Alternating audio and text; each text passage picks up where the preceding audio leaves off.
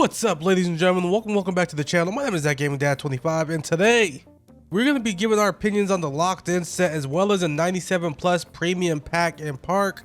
Let's get into it, man. But first, if y'all don't mind, I'm gonna get some of these YouTube comments because y'all was showing so much love on these videos. It's only right that I show love back to y'all. First, my boy Taylor said, if y'all don't mind, gambling is an addiction and 2K's evil for giving young kids the ability to get hooked so young. I do miss the DBG rants. 2K, what are we doing? So this one is real, man. I will say this. I support the game. I enjoy playing the game. But one thing you can't argue is that 2K gives access to gambling to children. Even though it's not with real money, you know, it's gambling. It's, you know, you put your MT into a pack with the chance to either make more money or not make any money, or in this case, get a great card or get a terrible card. And one thing I will say, you know, I'm far from a gambling addict, but I started playing Madden Ultimate Team when I was like 17 years old. And I do think that might play into like why I like to dabble in prize picks a little bit, you feel me? And I think 2K should, I don't know how often you guys watch podcasts where they do like the ad reads for prize picks and FanDuel and all that, saying like, you know, if you are struggling with gambling addiction, please reach out to this number, blah, blah, blah. I think 2K would be responsible of them to put that in the game somewhere, but then that would be them admitting that it's gambling, and that opens up a whole other can of worms. So that's something they're never going to do, unfortunately. Next, my boy Jacob says, we also need to think 2K has been doing polls of all the all-star players the past few weeks. One of those was most snubbed player. So we could see a card with the new SIGs of a snubbed player as an earnable / grindable reward. They won't let people settle on having Dr. J Beasley for too much longer. I'm not gonna lie, Jacob, you had me in the first half. That made a lot of sense until you said earnable, grindable. I don't think they're gonna do that. Now, granted, I would love to see a most snubbed card with, like, you know, people gonna clown me, but Trey Young, it's an ongoing meme at this point, how much he's getting snubbed. Off the top of my head, I can't think of who else didn't make it. Cause I think LaMelo ended up making it. No, I might be tripping. But you know, there's some guys out there, whoever wins this award, I'd love to see them get a card, as well as maybe make a whole set of it, like all-star votes or so, whatever. I don't know, make a set of it of whatever these questions you were asking and polls you were doing, make a set of it. That'd be pretty dope.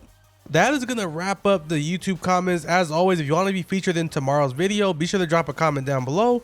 It could be a question for me, it could be a comment on something that I talked about in the video, or it could be a conversation starter. Just leave a comment down below for a chance to get featured in tomorrow's video. All right, let's get in the community corner. We tackle some of the hot topics around Twitter and give our opinions on them. First, I told y'all this was gonna be a lie. There was no Jordan ban in 2K, but I did not think this was the direction they were going, but I probably should have seen this coming. Unfortunately, it's another money grab from 2K. They tweeted, pick up unbannable Jordan apparel in the city and wear it to earn 2 times rep for games played in Triple Threat Park and Rise Elite ante-up in the theater. Now, I guess it's not as big of a deal for the city players because you can earn VC by playing the career mode. For my team, there's no earnable VC. So it's like literally in order to participate in this event, you have to spend money, and it's so ridiculous, man. My boy AW said, now take the bans away from quitting pointless games since we're unbanning Jordans. That's facts. Shouts out to AW, man. And lastly, we got a new win streak in the park for 15 games to get a 97 plus overall premium pack. Y'all are gonna murder me for this, because I know a lot of my supporters do not like these kind of streaks, but you guys gotta admit, I keep the same energy.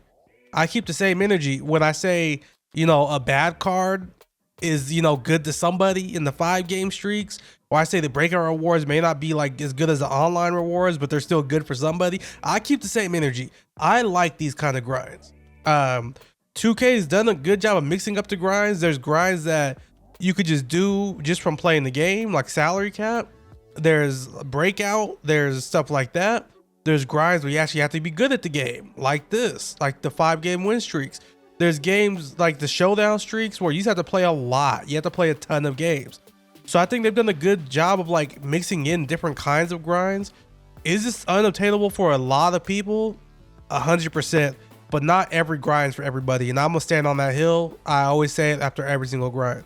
Alrighty, let's get into the content, and we might as well just stop doing this on Tuesdays, guys, because the content just on Tuesdays has been so bad. It's almost not worth doing. But I'll go over the cards for you guys. I'll do a very shallow dive on these cards because I'm not good enough to give you guys a good take on them.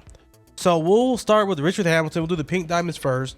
95 3 ball, 92 driving layup, 85 driving dunk, 90 perimeter defense, 88 steal, 80 interior defense. Not good enough on offense or defense. There's really nothing special about this card at all. That's gonna be a hard pass. All right, Dennis Johnson, 83, 95 driving layup, only 78 driving dunk. Really good defense, 97 perimeter, 97 steal, 88 interior, 6'4" point guard. So he's a mid-sized point guard, not gonna get bullied by other big point guards. He's decent. His jump shot is Jordan Nora and Cade Cunningham. I don't know. That name sounds exotic. It might be a good jumper. Who knows? Dribble sigs look very basic. This card might be okay. Not going to start for many people, but if you pull him on a no money spent type thing, he might be decent. Probably the most fun card out of the set is going to be Baron Davis. He does come with very good defense, 94 perimeter defense, 98 steal. One thing about the Amethyst Gems of the Game Baron Davis, he gets tons of steals. So that 98 steals makes a lot of sense for Baron Davis. 91 3 ball, 95 driving layup, 98 driving dunk. If nothing else, this card will be fun to use. Not going to start for a ton of people, but if you're a fan of Baron Davis, you could definitely start this card. He's got Damian Lillard jumper, so I mean, he'll be decent. Not going to be worth the price, but he'll be decent. James Worthy got 84 3 ball, 95 driving layup, 95 driving dunk. His defense is too mid to be serviceable, in my opinion, because he's not a great on offense. So if you're not going to be great on offense, you got to be great on defense. 88 interior defense, 88 perimeter, 88 help, 85 steal, 82 block. So he's just not, you know, great on either side of the floor. So if you're Opal, you got to be great at something, and James Worthy's not that.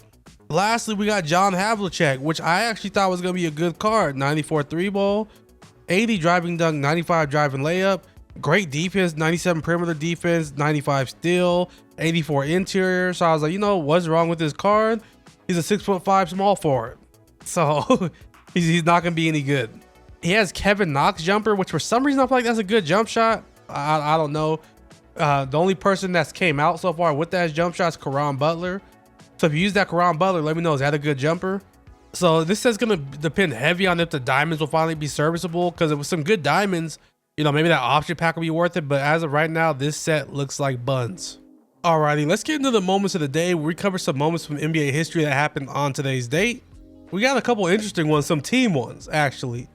So, on today's date, in 1987, the Kings managed to only score 4 points in the first quarter of a game, which is the fewest points in the first quarter by a team since the inception of the shot clock. And secondly, in 2015, I know you guys remember this team, all 5 Atlanta Hawks starters were named the co-players of the month for January. If I'm not mistaken, this was the year that almost all of them made the All-Star game too. It was DeMarre Carroll, Al Horford, Kyle Korver, Paul Millsap, and Jeff Teague. It was when they were the first seed in the league and everybody knew they were going to lose to the Cavs. That's going to wrap up today's video. I appreciate y'all rocking with me. As always, if you want to be featured in the next video, leave a comment down below. If you haven't subscribed to the channel already, please subscribe to the channel. We're on the road to 2,500. I appreciate the support you guys have been showing. As always, y'all be safe. Peace.